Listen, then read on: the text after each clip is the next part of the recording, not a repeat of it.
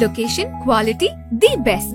Price, lowest. Stepstone presenting luxury 2 BHK Thinnai apartment just 69 lakhs near Porur Kattupakam. Audi offer registration free. 3 முறை மத்திய உள்துறை அமைச்சர் அமித்ஷா அவர்கள் தமிழ்நாட்டில் என்டிஏ கூட்டணி ஆட்சிதான் என்று சொல்லிவிட்டார். அதையே தான் நானும் சொல்கிறேன். இங்கு 2026 கூட்டணி ஆட்சி தான் அப்படிங்கிறது. பிரம்மாண்டமான வெற்றி பெற்றா கூட அந்த கூட்டணியில இருக்கக்கூடிய அந்த கூட்டணி தர்மத்திற்காக அமைச்சரவை இலாக்காக்கள் ஒதுக்குறது பாஜக கடைபிடிக்கும் அப்படிங்கறத பாக்குறோம். அதே எதிர்பார்ப்போட அவர்கள் தமிழகத்திலையும் இந்த ஆட்சி அமைச்சா அதுல கூட்டணியில ஆட்சியில பங்கு அப்படிங்கறத பாஜக எதிர்பார்க்குது. ஏன்னா எத்தனையோ மோடிகளை பாஜக அரசு உருவாக்குனாலுமே அந்த பாஜகவும் மோடியும் சேரும் பொழுது அந்த காம்பினேஷன் ஒர்க் அவுட் ஆகுது, அது எடுபடுது அப்படிங்கறத பாக்குறோம். அடுத்த தேர்தலுமே அவரை வச்சுதான் பாஜக போக வேண்டிய கட்டாயத்துல இருக்காங்க. அவரை தாண்டின ஒரு கரிஸ்மா இன்னும் யாருக்கும் வரல அப்படிங்கிறது தான் யதார்த்தமான உண்மை. அப்படிங்கிறப்ப அது RSS அந்த அழுத்தத்தை கொடுப்பாங்களா? அப்படி அது கொடுத்தா அது அவர்களுக்கே ஒரு விஷப்பரிச்சியா மாறும். தேர்தல் நெருக்கத்தில் திமுக அமைச்சர்களுக்கு ஒரு மிகப்பெரிய சிக்கல் காத்திருக்கா. பல வழக்குகள் ED IT எடுக்கிறத விட நீதிமன்றமே எடுத்தது அப்படிங்கறத பார்த்தோம். ஒரு 5 புள்ளிகள் இருக்காங்க, அவங்க தான் முக்கியமான ஃபண்டிங் சோர்ஸா இருக்கிறாங்க. சோ இவர்கள் எல்லாம் முடக்கிறதுக்கு மத்திய அரசு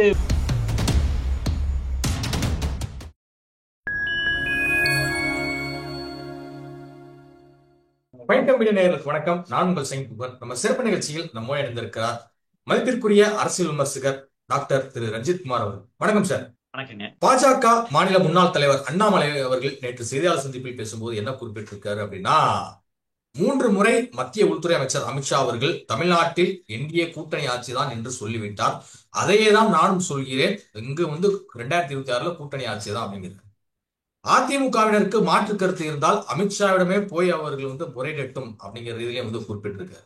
சோ இதெல்லாமே பார்க்கும்போது அண்ணாமலை இன்னொரு விஷயத்தையும் பதிவு பண்றாரு. ஆழமா அமித்ஷா சொன்னதுதான் வேத சத்தியம் அப்படிங்கிறாரு. அப்ப கூட்டணி ஆட்சி தான் நடைபெற போகுது. அதாவது இப்ப பாஜகவை பொறுத்தளவுக்கு மத்தியிலையும் சரி பல மாநிலங்களையும் சரி அவர்கள் கூட்டணி வைத்திருந்தா அந்த கூட்டணி தர்மத்தை கடைபிடிக்க அந்த பழக்கம் இருக்கு. உதாரணத்துக்கு இப்ப 2014 கூட மிக பிரம்மாண்டமான வெற்றியை பெற்ற பொழுதும் கூட சிறிய சிறிய கட்சிகளுக்கு முக்கியமான பதவிகள் எல்லாம் கொடுத்தாங்க அப்படிங்கிறத பார்த்தோம். அதே மாதிரிதான் இப்ப பாத்தீங்கன்னா இப்ப ஒரு கூட்டணியில தான் செயல்பட வேண்டிய நிர்பந்தம் இருந்தாலுமே கூட மிக சிறிய கட்சிகளுக்கும் ஒரு முக்கியத்துவம் கொடுத்திருக்காங்க. உத்தரப்பிரதேசல பகுதிகளில் இந்த மாதிரி பல்வேறு மாநிலங்களை பார்த்தோம்னா பிரம்மாண்டமான வெற்றி பெற்றா கூட அந்த கூட்டணியில இருக்கக்கூடிய அந்த கூட்டணி தர்மத்திற்காக அமைச்சரவை இலாக்காக்கள் ஒதுக்குறது பாஜக கடைபிடிக்கும் அப்படிங்கறத பாக்குறோம். அதே எதிர்பார்ப்போட அவர்கள் தமிழகத்திலையும் அந்த ஆட்சி அமைச்சா அதுல கூட்டணியில ஆட்சியில பங்கு அப்படிங்கறத பாஜக எதிர்பார்க்குது.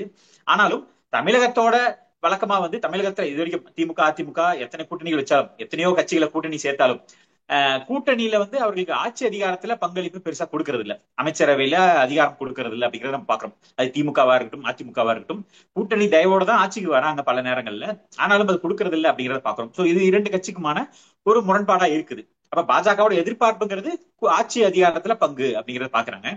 இருந்தாலும் அது இந்த கூட்டணியை பெருசா பாதிக்காது அப்படின்னு எடுத்துக்கலாம். இப்ப அண்ணாமலை அவர்களோட ஸ்டாண்டர்ட்னா அமித்ஷா அவர்கள் இப்படிதான் சொல்லியிருக்கிறாரு கூட்டணி ஆட்சி அப்படின்னு.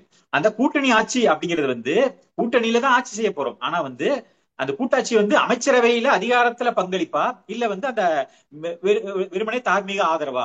எனக்கு ஒருவேளை அதிமுக பெரும்பான்மையோட வராங்க, அந்த கூட்டணியில இருந்தாலுமே கூட அதிமுக தனித்த பெரும்பான்மையோட இருக்குன்னா எந்த கட்சியோட தயவும் இல்லாம ஆட்சி அமைக்குதுன்னா அவர்கள் இந்த சமரசம் தேவையில்லை, அமைச்சரவை இலாக்கா கொடுக்க வேண்டிய அந்த சமரசத்துல ஈடுபட தேவையில்லை. ஒருவேளை அந்த இழுபறி கூட்டணி கட்சிகளோட அந்த ஆதரவு தேவை, அவர்கள் கொடுத்தாதான் ஆட்சி அமைக்க முடியும் அப்படிங்கிற சூழல் வந்தா அந்த நேரத்துல அந்த பார்கெனிங் நடக்கலாம், அமைச்சரவையில இடஒதுக்கீடுகள் வரலாம் அப்படிங்கறத பாக்குறோம். இது திமுகலுமே இது ஒரு பெரிய பேசு பொருளாவும் சர்ச்சையாவும் இருக்குது. கூட்டணியில பங்கு வேணும், ஆட்சி அதிகாரத்துல பங்கு வேணும்னு கேட்டாலுமே கூட அங்க இருக்க கட்சிகள் அதை ரொம்ப பெருசா எடுக்க போறது இல்ல. உதாரணத்துக்கு பார்த்தோம்னா இப்ப திமுக கூட்டணி எடுத்துப்போமே, இப்ப நம்ம விடுதலை சிறுத்தைகள் கட்சியவே நம்ம எடுத்துக்கலாம். அவர்கள் ஆட்சி அதிகாரத்துல பங்கு வேணும்னு கேட்டாலுமே கூட அவர்களை அது பெருசா கொண்டு போகாத காரணம் என்னன்னா அண்ணன் திருமாவர்கள் நாடாளுமன்ற உறுப்பினர் ஆயிட்டார். அப்ப அவர் கட்சியில சார்ந்தவர்கள் எம்எல்ஏவா இருந்தாலுமே அவர்களுக்கு அமைச்சர் பதவி வாங்கி தரத்துக்கு அவர் பெரிதா மெனக்கட போறது இல்லை. ஏன்னா என்னதான் இருந்தாலுமே அவர் ஒரு கட்சியோட தலைவரா இருக்கும் பொழுது தனக்கு கீழே இருக்கக்கூடிய நிர்வாகிகள் ஒரு அமைச்சராவோ தன்னை விட உயர் பதவியில் இருக்கிறது எந்த ஒரு கட்சியோட தலைவருமே விரும்ப மாட்டாங்க. அதனால இந்த மாதிரி காரணங்கள்னால அந்த கூட்டணியில இந்த அமைச்சரவை பிரச்சனைகள் வரதில்லை. ஒருவேளை அவர் ஒரு அமைச்சர் ஆகிறாருன்னா அதற்கான ஒரு பார்கெனிங் நடக்கும். வரக்கூடிய தேர்தலில் அவர் சட்டமன்ற தேர்தலை எதிர்கொண்டு அவர் அமைச்சரவையில வரணும்னா அந்த இடத்துல அந்த பேசு பொருளாகலாம். இவர்களோட தயவுல தான் அந்த ஆட்சி அமையுது அப்படிங்கிற ஒரு சூழல் வந்தா அந்த மாதிரி சூழல்கள் வரலாம். இப்ப அவங்க சீட்டு பார்கெனிங்ல தான் இருப்பாங்க. ஏன்னா அதிகமான எம்எல்ஏக்கள் வந்தா அந்த கட்சியை வந்து வழிநடத்தி கொண்டு போக முடியும். அதிகமான உறுப்பினர்கள் கிடைச்சா கட்சியினருக்கும் மக்களுக்கும் ஏதாவது பணி செய்யலாம்னு தான் ஒவ்வொரு கட்சியுமே எதிர்பார்க்கறாங்க. இப்ப காங்கிரஸ் எல்லாம் வந்து இன்னைக்கு அதை பத்தி பேச்சே இல்லாம போயிட்டாங்க. அதாவது திமுகவோட ஒரு ஊதுகுழலாவும் ஒரு தொங்கு சதயமாவே மாறி போச்சு காங்கிரஸ் அப்படிங்கிறத பாக்குறோம். அந்த அளவுக்கு நம்ம சமீபத்துல கூட பார்த்தோம். இப்ப பெருந்தலைவர் காமராஜர் அவர்கள் விமர்சிக்கும் பொழுதுமே பெரிய ஒரு கொந்தளிப்போ ஆர்ப்பாட்டமோ இல்லை. நம்ம பார்த்தோம், எப்பேற்பட்ட ஒரு தலைவரா இருந்தவர், அதாவது 2 பிரதமர்களை உருவாக்குனவர், இந்தியாவையே கட்டி ஆண்டார் அப்படின்னு சொல்லலாம். அப்ப அப்படிப்பட்ட ஒரு ஆளுமைய நேரு காலத்துல இருந்து நேருவே வந்து காமராஜரை வந்து அனுசரிச்சு போனாரு. இந்திரா காந்தி அவர்கள் அவரோட தயவுல தான் வந்து வந்தாங்க அப்படிங்கறத பாக்கிறோம். அப்படிப்பட்ட ஆளுமையா இருந்தவரையே இன்னைக்கு சாதாரணமா விமர்சிக்கிறாங்க. அதற்கான எந்த ஒரு எதிர்வினையும் கொடுக்க முடியாம காங்கிரஸ் வந்து அமைதியா தான் இருக்கு. சும்மா மேலோட்டமா ஒரு தோழமை சுட்டுதல் செஞ்சுட்டு போறாங்களே தவிர ஒரு இந்த ஆக்ரோஷமான ஒரு எதிர்ப்பு இல்லை அப்படிங்கிறத பாக்குறோம். சோ இதெல்லாம் வந்து இந்த கூட்டணிக்குள்ளார இருக்கக்கூடிய இந்த சீட்டுகளுக்காக ஏற்படக்கூடிய அட்ஜஸ்ட்மெண்டா இருக்குது.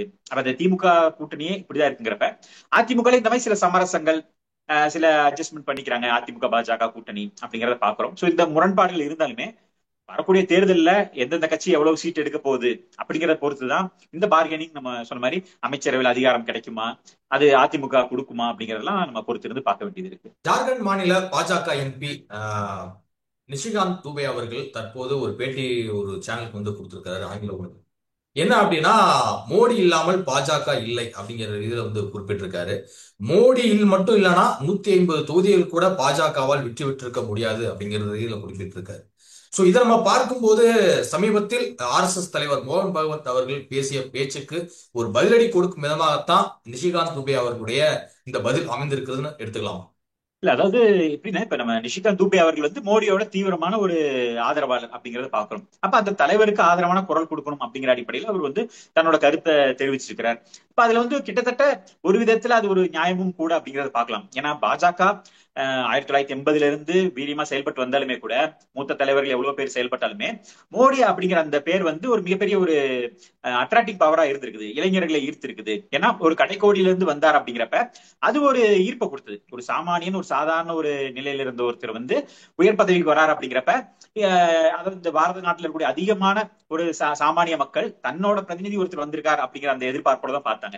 ஏன்னா பாஜக மேல பல விமர்சனங்கள், பல குறைபாடுகள் சொல்லலாம். அது மத சாயங்கள் பூசலாம், விமர்சனங்கள் இருக்கலாம், பல்வேறு விஷயங்கள் இருக்கலாம். எல்லா கட்சியிலுமே விமர்சனங்கள் இருக்கதான் செய்யும். ஆனாலும் ஒரு எளிய தொண்டர் ஒருத்தர் வந்து உயர் பதவி வரார் அப்படிங்கிறப்ப அந்த மோடி மேல அந்த ஈர்ப்பு வந்து கூடவே இருந்துச்சு அப்படிங்கறத பாக்குறோம். 2014 நாடு முழுக்கவே மிகப்பெரிய ஒரு அலை ஏற்பட்டதுக்கு காரணம் வந்து ஒரு சாதாரண நிலைமையில இருந்து ஒருத்தர் வந்து இந்திய நாட்டோட பிரதமராக வரதுக்கான வாய்ப்பு இருக்கு அப்படிங்கிறப்ப அதிகமான ஒரு வாய்ப்பு கிடைச்சது அப்படிங்கிற பார்த்தோம். அதை அவர் தொடர்ந்து தக்க வச்சுக்கிட்டார். அந்த கரிஸ்மாவை அவர் மெயின்டைன் பண்ணார், தன்னோட ஆளுமையை தொடர்ந்து தக்க வச்சு கொண்டு போனார் அப்படிங்கறத பார்த்தோம். அதனால அவர் தொடர்ந்து அவர் தான் பிராண்ட் அம்பாசிடரா மாறிட்டார். பாஜகவா இருந்தாலுமே பாஜகங்கிற பிராண்டுக்கு அவர் அம்பாசிடரா இருந்து அதை கொண்டு போய் சேர்த்துறாரு அப்படிங்கறத பாக்குறோம். என்னதான் விலை உயர்ந்த காரா இருந்தாலும் அதை ஓட்டக்கூடிய ஓட்டுநர் வந்து திறம்பட ஓட்டினாதான் அந்த வாகனத்துக்கே ஒரு அழகு அப்படிங்கிற மாதிரி பாஜகங்கிற அந்த பாஜகவும் மோடியும் சேர்ந்தனாலதான் இந்த வெற்றி உருவாகுது. தனி மோடி மட்டுமேவுமே இல்லை. ஏன்னா எத்தனையோ மோடிகளை பாஜக RSS உருவாக்குனாலுமே அந்த பாஜகவும் மோடியும் சேரும் பொழுது அந்த காம்பினேஷன் வந்து ஒர்க் அவுட் ஆகுது, அது வந்து எடுபடுது அப்படிங்கறத பாக்குறோம். ஆனா இப்ப இருக்கக்கூடியவர்கள் வந்து மோடியோட கேபினெட்ல இருக்கவர்கள் எல்லாருமே மோடியோட ஆதரவாளர்களாகவும் அவரோட இணைந்து பணியாற்றவர்களா இருக்கும் பொழுது அவருக்கான அந்த முக்கியத்துவத்தை கொடுக்குறாங்க. அது ஒரு விசுவாசமா கூட அவர்கள் வெளிப்படுத்துறாங்க அப்படிங்கறத பாக்கலாம். RSS வந்து என்னன்னா, இந்த 75 வயதுக்கு மேல வந்து ஓய்வு பெறது அப்படிங்கறத மேற்கோள் காட்டி சொன்னாங்க. ஆனா எந்த ஒரு இப்ப RSS வந்து பாஜகவுக்கோ இல்ல ஒரு ஆளும் கட்சிக்கோ வந்து அவர்கள் எந்த ஒரு அறிவுறுத்தலும் கொடுக்க முடியாது. 75 வயதுல ரிட்டையர் ஆகுங்கன்னு RSS வந்து ஒரு இன்ஸ்ட்ரக்ஷன் கொடுக்க முடியாது. அப்படி கொடுத்தாலும் அதை பாஜக ஏத்துக்கிறதும் ஏத்துக்காதும் பாஜகவோட தனிப்பட்ட வெறுப்பு. ஏன்னா பாஜக அப்படி ஒரு எந்த ஒரு பைலாவுமே இல்ல. அப்படி ஒரு பைலா இருந்தாலுமே அதை மாற்றி அமைக்கக்கூடிய வல்லமை இன்னைக்கு அவங்கள்ட்ட இருக்கு. ஏன்னா இன்னைக்கு ஏகோபித்த ஆதரவு அங்க இருக்கும் பொழுது அந்த கட்சியோட உறுப்பினர்கள், அந்த கட்சியோட ஆதரவாளர்கள் வந்து அதை மாத்தி அமைக்க விரும்பினாங்கன்னா மோடிக்காக அந்த ரிலாக்சேஷன் கிடைக்கும் அப்படிங்கறத பாக்குறோம்.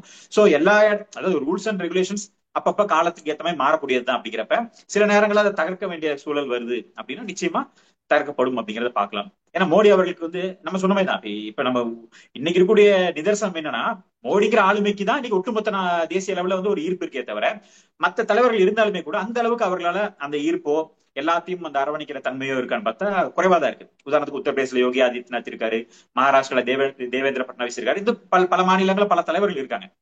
ஆனா அவர்கள் வந்து ஒட்டுமொத்த இந்தியாவுக்குமான தலைவர்களா எமர்ஜ் ஆகிறதுக்கு இன்னும் காலம் எடுக்கும்.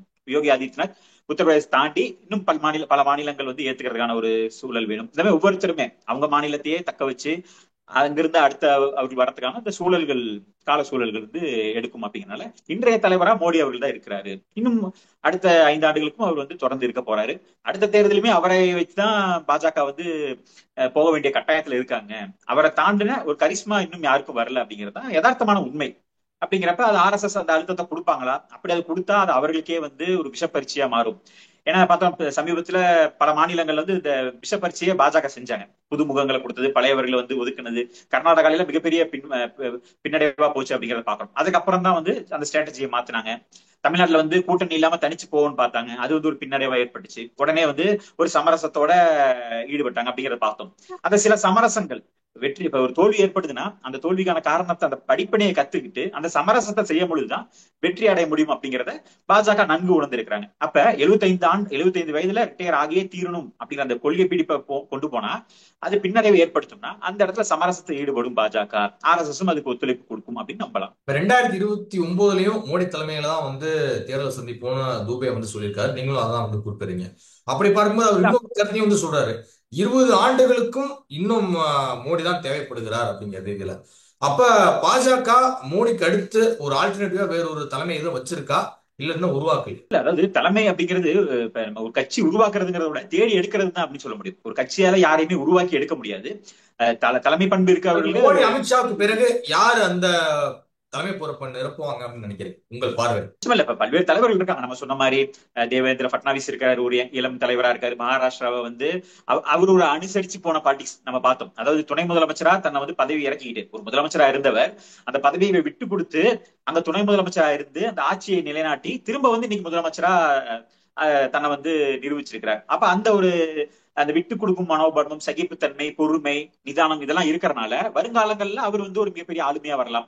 அவருக்கு வந்து வாய்ப்புகள் இருக்கு அப்படிங்கிறத பாக்குறோம். யோகி ஆதித்யநாத் அவர் வந்து அந்த ஹிந்துத்துவாவை அந்த கிரௌடு புள்ளிங்க பண்றாரு. ஏன்னா ஹிந்துத்துவா ஓட்டுல தான் இன்னைக்கு பாஜக பிரம்மாண்டமான வெற்றி எடுத்திருக்கு. அப்படிங்கிறப்ப அந்த ஹிந்துத்துவா ஓட்டுக்கான ஒரு முகமா வந்து அடுத்த பிராண்ட் அம்பாசிடரா யோகி ஆதித்யநாத் உருவாகி இருக்கிறார். ஆனா அவர் மேல பல்வேறு விமர்சனங்கள் இருக்கு. அதெல்லாம் எப்படி அவர் எதிர்கொண்டு அந்த அந்த முகத்திரையில இருந்து எப்படி வெளியே வர போறாரு அப்படிங்கிறது அவரு இன்னும் தன்னை காலப்போக்கில் அவரு மாத்திக்கலாம். ஏன்னா மோடி அவர்கள் மேலேயுமே குஜராத் கலவரம் வந்து மிகப்பெரிய ஒரு கரும்புள்ளியா குத்தப்பட்டாலுமே அதுவேதான் அவருக்கு மிகப்பெரிய ஒரு விளம்பரமாவும் போய் சேர்ந்துச்சு அப்படிங்கிறத பாக்குறோம். இந்த மாதிரி பல்வேறு மாநிலங்கள்ல நம்ம சொன்ன மாதிரி பல தலைவர்கள் இருக்காங்க. சிவராஜ் சிங் சவுகான் எல்லாம் பார்த்தோம்னா தொடர்ந்து மிகப்பெரிய வெற்றியை கொடுத்தாரு. இன்னைக்கு ஒரு மத்திய அமைச்சரா வந்திருக்கிறாரு. ஒருவேளை ஒரு தேசிய தலைவரா வரலாம். அவர் வந்து அடுத்த காலகட்டங்கள்ல முன்னிறுத்தப்படலாம். ஆனா அதற்கான சூழல் வந்து இன்னைக்கு இல்ல அப்படிங்கறத நம்ம பார்க்கணும். அதாவது காலம் கனிய வேண்டியது இருக்கு. இன்னைக்கு வந்து பிரதமர் மோடி அவர்கள் வந்து மிகப்பெரிய ஒரு ஆளுமையா நிக்கிறாரு. திடமான ஆரோக்கியத்தோட இருக்காரு. அவர் ஒரு பீஷ்மர் மாதிரி வந்து தோல்வியே காணாத தலைவரா இருக்காரு அப்படிங்கறத பாக்குறோம். கிட்டத்தட்ட அவர் வந்து ஆட்சி அதிகாரத்தை கைப்பற்றினதுல இருந்து முதலமைச்சராகவும் தோல்வி காணாம இருந்தாரு, பிரதமராகவும் தோல்வி காணாம வந்துட்டு இருக்காரு. மிகப்பெரிய ஒரு வெற்றியை நோக்கி போயிட்டு இருக்காரு. மக்களால் தேர்ந்தெடுக்கப்பட்டு 3வது முறையா வந்திருக்காரு. 4வது முறையாவும் வரணும் அப்படிங்கிற அந்த இலக்கை நோக்கி போய்கிட்டு இருக்காங்க. ஒரு வரலாற்று சாதனை படைக்கணும் அப்படிங்கிற அந்த இலக்கை நோக்கி போய்கிட்டு இருக்காங்க. சோ மோடி அமித்ஷா காம்பினேஷன் திறம்பட செயல்படுது.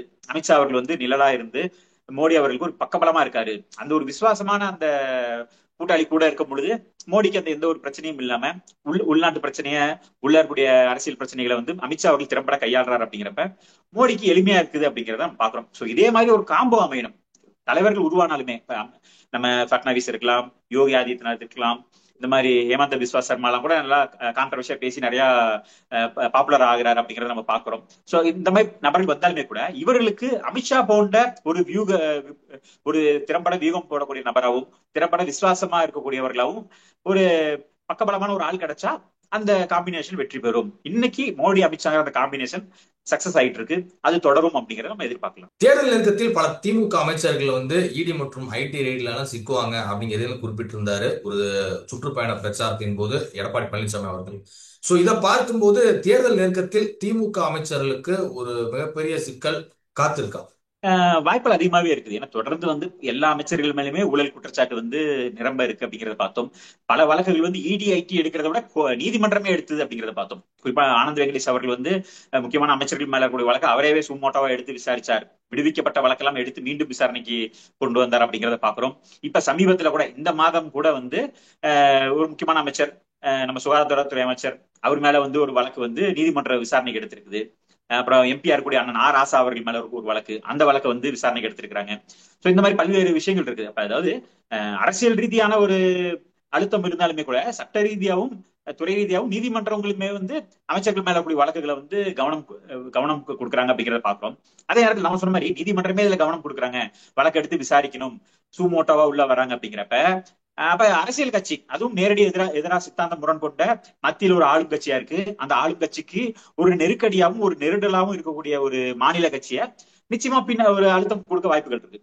இடிஐடியை வந்து அவர்கள் மத்திய அரசோட கட்டுப்பாட்டில் இருக்கும்பொழுது சில நேரங்களில் சில அழுத்தங்கள் கொடுக்கறதுக்கான அரசியல் இருக்க வாய்ப்புகள் அதிகமா இருக்கு. ஏன்னா தேர்தல் நேரம். அப்ப வெற்றி பெறணும்னா எதிராளியை பலவீனப்படுத்தணும், அந்த கூட்டணியை உடைக்கணும். இல்ல அங்க இருக்கக்கூடிய பலம் பொருந்தியவர்கள், பொருளாதார பலம் பொருந்தியவர்கள், பணபலம் இருக்கவங்க, அவங்களை எல்லாம் வந்து அடக்கி வைக்கணும் அப்படிங்கறத ஒரு வியூகமா பார்க்கலாம். இன்னைக்கு இருக்கக்கூடிய காலகட்டங்கள்ல இது வந்து ஒரு வியூகமா பார்க்கப்படுது.